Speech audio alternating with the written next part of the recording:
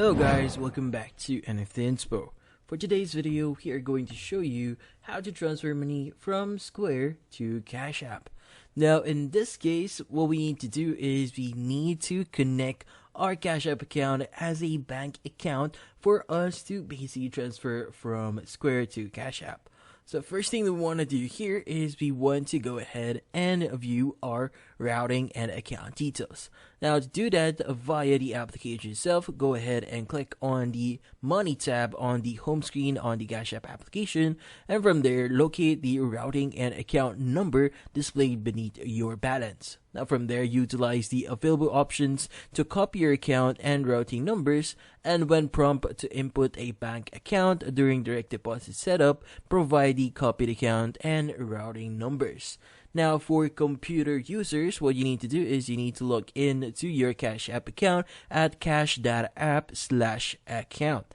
Now from there, click on Money on the left hand side and find your account details on the left and click Show to reveal your complete information. Now from there, proceed by entering your correct PIN to continue.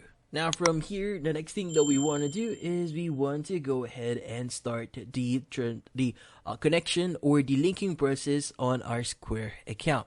So first things first is we need to navigate to account and settings in your online Square dashboard. Now from there, proceed to business information and then access bank accounts. Now to add a new bank account, select the add bank account option, and in the case of updating your existing bank account details, choose change bank account.